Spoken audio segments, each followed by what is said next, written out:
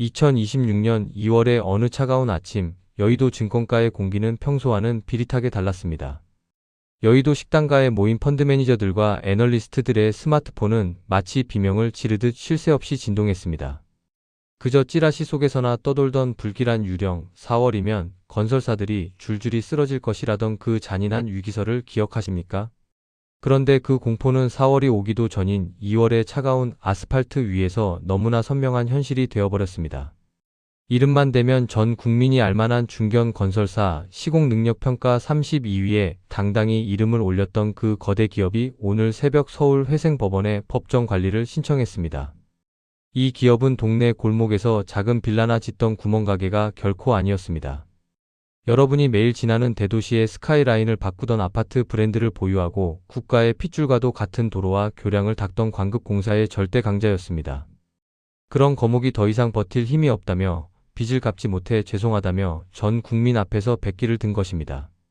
이 비보가 전광판을 타고 타전되자마자 전국 각지에 흩어져 있던 해당 업체의 공사 현장들은 마치 마법에 걸린 듯 정지 화면처럼 멈춰 섰습니다. 웅장한 굉음을 내며 하늘을 찌를 듯 돌아가던 타워 크레인은 이제 거대한 철제 무덤처럼 허공에 고정되었습니다. 쉴 새 없이 흙먼지를 날리던 덤프트럭들은 일제히 시동을 껐고 현장에는 기괴할 정도의 정적만이 감돌고 있습니다. 수천 명의 인부들은 흙 묻은 장갑을 벗어 던진 채 막막한 눈빛으로 자신이 짓던 건물을 바라보고 있습니다. 그곳은 더 이상 희망이 건설되는 터전이 아니라 유령 도시의 전조가 되어버렸습니다. 인부들의 거친 손마디 사이로 담배 연기만 허무하게 피어오를 뿐입니다. 도대체 왜 이런 창극이 벌어진 것일까요? 우리는 이 거대한 붕괴의 심장부에 자리 잡은 프로젝트 파이낸싱, 즉 PF 대출이라는 괴물을 직시해야 합니다. 이름은 거창하고 세련되어 보이지만 그 실체는 너무나 위태롭고 날카로운 돈의 사슬입니다. 쉽게 설명해 보겠습니다. 건설사가 수천 세대의 아파트를 지을 때 자기 주머니에 있는 현금으로 땅을 사고 건물을 올리는 경우는 대한민국에 거의 존재하지 않습니다. 대신 건설사는 은행에 가서 이렇게 말합니다. 여기 땅에 아파트를 지어서 분양하면 수천억 원의 수익이 날 겁니다. 그 미래의 수익을 믿고 지금 돈을 좀 빌려주세요. 즉, 지금 당장 가진 재산이 아니라 아직 오지도 않은 미래의 행운을 담보로 거액을 당겨 쓰는 것입니다. 이것이 바로 PF 대출의 본질입니다. 부동산 불패 신화가 지배하던 호황기에는 이 방식이 대한민국 경제를 돌리는 황금 엔진이었습니다. 짓기만 하면 완판이었고 분양가는 자고 일어나면 올랐으니까요. 은행은 높은 이자를 챙겨서 좋고 건설사는 남의 돈으로 큰 돈을 벌어서 좋은, 모두가 승리하는 마법의 공식처럼 보였습니다. 하지만 그 마법은 금리 인상이라는 현실의 벽에 부딪히며 가장 잔혹한 저주로 변했습니다.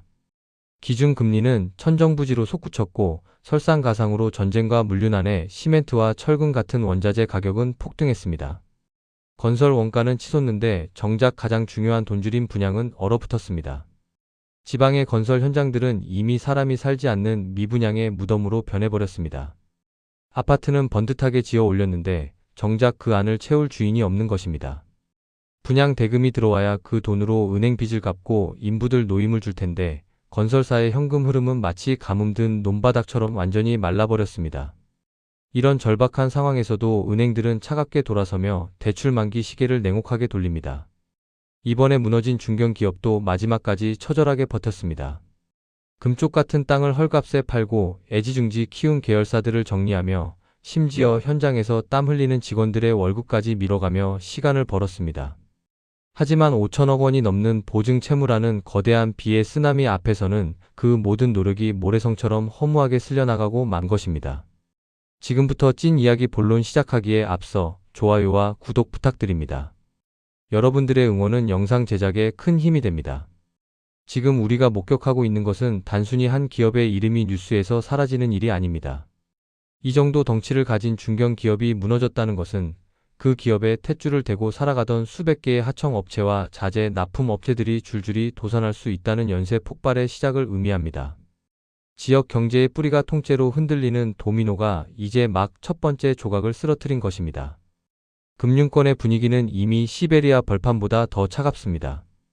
여의도 일대에는 건설사에는 1원 한 장도 더 내주지 말라는 엄격한 지침이 내려왔다는 흉흉한 소문이 감돌고 있습니다. 비 올 때 우산을 뺏는다고 욕할 게 아니라 은행들조차 살기 위해 돈줄을 죄는 지독한 자금 경색의 시대가 도래한 것입니다. 과연 이 위기는 어디까지 썩어 문드러져 있는 것일까요? 우리는 그 속살인 브릿지론의 함정을 깊숙이 들여다봐야 합니다. 건설사가 무너지는 진짜 이유는 땅 밑에 숨어 있습니다. 아파트를 지으려면 일단 땅을 사야 하는데 땅을 사서 인허가를 받고 본격적인 공사에 들어가기 전까지 급하게 당겨 쓰는 고금리 돈, 이것이 바로 브릿지론입니다. 이름은 멋진 다리를 연상시키지만 실상은 고금리 사채나 다름없는 약탈적 구조를 가지고 있습니다. 주로 저축은행이나 증권사에서 빌리는데 이자가 연 10%를 가볍게 넘깁니다. 위험을 감수하는 대가로 이자를 세게 받는 것이죠. 건설사들은 자신만만했습니다. 몇 달만 버티면 1금융권의 싼 본 PF로 갈아탈 수 있을 거라 믿었기 때문입니다. 흔들거리는 나무다리에서 튼튼한 콘크리트 다리로 옮겨 타는 것, 그것이 건설업계의 성공 공식이었습니다. 하지만 지금 그 콘크리트 다리가 완전히 끊겨버렸습니다. 은행들이 계산기를 다시 두드리기 시작한 것입니다. 공사비는 30% 이상 폭등하고 미분양은 쌓여가는데 이 사업이 정말 돈이 되겠느냐고 묻기 시작한 것이죠. 은행들이 대출 승인을 거절하면서 건설사들은 갈아탈 배가 오지 않는 망망대해에 고립되었습니다. 이제 남은 것은 지옥 같은 만기 연장의 늪입니다. 만기는 3개월에서 6개월 단위로 짧게 돌아오고 갚을 돈이 없는 건설사가 만기를 연장해달라고 구걸하면 대주단은 연 20%에 달하는 약탈적 금리를 요구합니다. 매달 나가는 이자만 수십억 원, 건설사는 피를 말리는 심정으로 하루하루를 견딥니다. 하지만 결국 이자 낼 현금마저 바닥나는 순간 기한 이익 상실이 선언됩니다. 채권자들은 하이에나처럼 달려들어 땅을 압류하고 공매로 넘깁니다. 공매로 넘어간 땅값은 반토막이 납니다. 100억 원에 산 땅이 50억 원에 팔리면 그 돈을 빌려준 금융사의 장부에도 거대한 구멍이 뚫립니다. 이것이 바로 금융위기로 가는 지름길입니다. 지금 대한민국 전역에는 이런 시한폭탄 같은 현장이 수천 곳에 달합니다. 건설사 부도라는 메마른 뉴스 활자 뒤에는 차마 기사로 다 담지 못한 수만 명의 피눈물이 섞여 있습니다. 어느 날 갑자기 내 집이 지어지던 현장의 철문이 굳게 닫히고 그 위에 유치권 행사 중이라는 살벌한 빨간 글씨가 적힌 현수막이 걸리는 순간을 상상해 보십시오. 평범한 직장인 박 씨의 이야기를 통해 그 비극의 실상을 들여다보겠습니다. 10년 넘게 맞벌이를 하며 아끼고 모은 돈에 평생 갚아야 할 대출까지 얹어 마련한 첫내 집이었습니다. 입주를 불과 3달 앞두고 박 씨는 이삿짐 센터를 예약하고 새로 들어갈 집에 놓을 소파와 냉장고를 골랐습니다.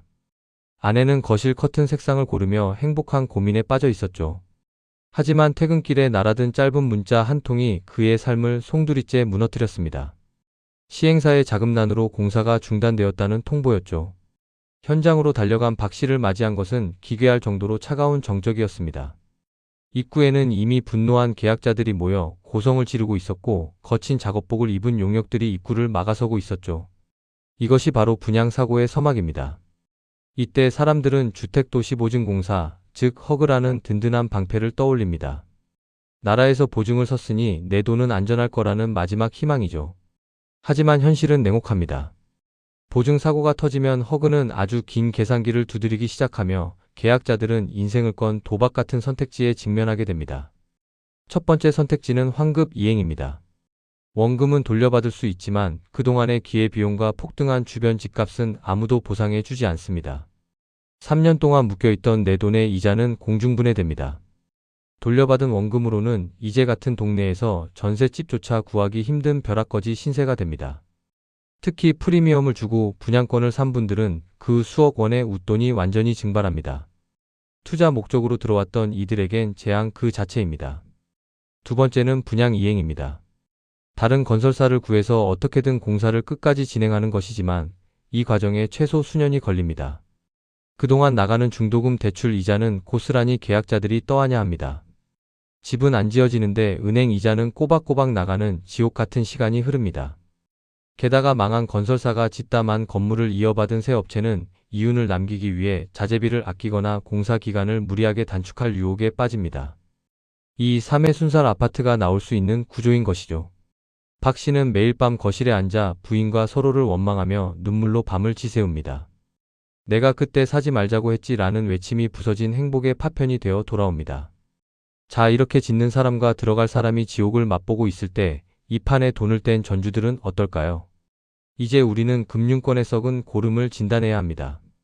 건설사가 쓰러진 현장 폐허 속에는 금융사들이 빌려준 돈이 차갑게 묻혀 있습니다. 특히 1금융권이 위험하다고 거절할 때 높은 이자를 보고 뛰어들었던 저축은행, 증권사, 캐피탈사들이 가장 떨고 있습니다. 금감원 잠정집계에 따르면 저축은행 업계 평균 연체율이 마의 10% 벽을 돌파했다고 합니다. 돈 빌려간 10명 중 1명 이상이 원금도 못 갚고 있다는 것이죠. 금융사의 기초 체력이 이미 바닥났다는 증거입니다. 증권사들도 발등에 불이 떨어졌습니다. 건설사의 보증을 섰던 그 화려한 서류들이 이제는 수천억 원짜리 청구서가 되어 돌아오고 있습니다. 일부 중소형 증권사는 자본 잠식 위기라는 흉흉한 소문이 여의도 폭도를 떠돕니다. 불안감은 전염병처럼 번집니다. 맘카페나 투자 커뮤니티에는 내 돈 떼이는 것 아니냐는 질문이 도배되고 특정 은행의 이름이 거론되기 시작합니다. 이것이 바로 뱅크런의 시발점입니다. 실제로 일부 지점 앞에는 이른 아침부터 긴 줄이 생겼습니다. 명품 가방을 사기 위한 오픈런이 아니라 내 돈을 지키기 위한 처절한 뱅크런 대기 줄이죠. 이때 꼭 기억해야 할 숫자가 5천만 원입니다. 예금자 보호 한도죠. 원금과 이자를 합쳐 1인당 5천만 원까지만 나라에서 지켜줍니다. 그 이상 넣어둔 돈은 은행이 망하면 사실상 먼지처럼 사라진다고 봐야 합니다. 노후 자금을 한 곳에 몰아넣은 분들은 밤마다 피눈물을 흘리며 잠을 설칩니다. 2금융권이 무너지면 그 충격은 1금융권으로 전이되고 대한민국 자금 시장 전체가 꽁꽁 얼어붙습니다. 기업들은 돈을 못 빌려 멀쩡한 회사도 쓰러지는 흑자 부도가 속출하죠. 이 거대한 충격파는 이제 우리 지갑 속 예금 통장을 넘어 실물 경제의 모세혈관인 골목 상권으로 흐릅니다. 대한민국 경제의 혈관이 꽉 막혔습니다. 돈맥 경화가 가장 심각한 곳은 우리가 매일 마주하는 식당, 카페, 편의점 같은 골목 상권입니다. 손님이 증발했기 때문입니다. 사람들은 더 이상 밖에서 돈을 쓰지 않습니다. 서울 황학동 주방 거리에 가보셨나요? 자영업 경기의 바로미터라 불리는 그곳엔 발 디딜 틈이 없습니다. 폐업한 식당에서 쏟아져 나온 중고 냉장고와 식기세척기들이 산더미처럼 쌓여 골목을 막고 있습니다. 매입 업체 사장님들도 이제는 손을 졌습니다. 더 이상 쌓아둘 곳이 없어서 공짜로 준대도 못 받아요 라는 말이 현실이 되었습니다. 더 비참한 건 마이너스 폐업입니다. 예전에는 가게를 넘길 때 권리금이라도 챙겨서 나갔지만 지금은 권리금은커녕 제발 받아만 달라고 읍소합니다. 심지어 내 돈 수백만 원을 들여 인테리어를 원상 복구하고 가게를 부수고 나가는 기막힌 일이 벌어집니다. 빚을 내서 장사를 시작했다가 또 빚을 내서 가게를 파괴하며 나가는 것이죠. 건설 현장 셧다운의 나비 효과는 상상을 초월합니다. 거대한 공사장이 멈추면 주변 식당인 한바식당부터 편의점, 술집, 모텔까지 줄줄이 초상집 분위기가 됩니다. 지역 경제를 지탱하던 소비의 축이 단번에 뽑혀나간 것입니다. 일반 직장인들도 지갑을 굳게 닫았습니다. 런치플레이션이라는 말이 실감날 정도로 점심값 1만 원이 우스운 시대가 되었습니다. 소주 한 병에 6,000원, 7,000원 하는 시대에 외식은 사치가 되었죠. 직장인들은 이제 편의점 도시락이나 집에서 싸온 도시락으로 점심을 해결합니다. 소비 심리가 꽁꽁 얼어붙으니 자영업자의 매출은 절벽으로 떨어지고 이는 다시 폐업과 일자리 감소로 이어지는 악순환의 늪에 빠진 것입니다. 건물주도 사정은 어렵습니다. 대출 이자를 내기 위해 월세를 올리려 하지만 임차인은 나 죽겠다며 멱살을 잡습니다. 상가 공실률이 역대 최고를 찍는 슬픈 현실입니다. 과연 우리는 이 복합 위기 속에서 어디서 희망을 찾아야 할까요? 죄송하지만 솔직하게 말씀드릴게요. 이번 겨울은 우리가 예상한 것보다 훨씬 더 길고 혹독할 것입니다. 과거처럼 금방 회복되는 피자 반등이 아니라 바닥을 아주 오래 기어가는 L자형 침체를 각오해야 합니다. 이럴 때 가장 중요한 생존 원칙 첫째는 무조건 현금입니다. 현금이 왕입니다. 부동산이나 주식 같은 자산 가치가 곤두박 질칠 때 현금을 들고 있는 사람은 최후의 승자가 됩니다. 남들이 유동성 위기로 알짜 물건을 던질 때 그걸 받아낼 수 있는 유일한 무기가 바로 현금이기 때문입니다. 지금은 공격이 아니라 두꺼운 방패를 들고 웅크릴 때입니다. 둘째는 지독할 정도의 빚 다이어트입니다. 상승장에서는 레버리지가 마법의 지팡이였지만 하락장에서는 내 목을 조르는 밧줄이 됩니다. 특히 변동금리 대출을 안고 있다면 무슨 수를 써서라도 그 규모를 줄여야 합니다. 자산 가격은 떨어지는데 나가는 이자만 늘어나는 이중고를 견딜 수 있는 사람은 없습니다. 몸을 가볍게 해야 거친 물결이 닥쳐도 수면 위로 떠오를 수 있습니다. 셋째, 절대로 떨어지는 칼날을 잡으려 하지 마세요. 건설사가 망하고 경매가 쏟아지니 지금이 기회라며 뛰어드는 분들이 있습니다. 하지만 아직 진짜 바닥은 오지 않았습니다. 부실이 금융권으로 전이되는 건 이제 시작일 뿐입니다. 칼이 바닥에 꽂히고 그 진동이 완전히 멈출 때까지 기다리는 인내심이 필요합니다. 하지만 너무 비관만 할 필요는 없습니다.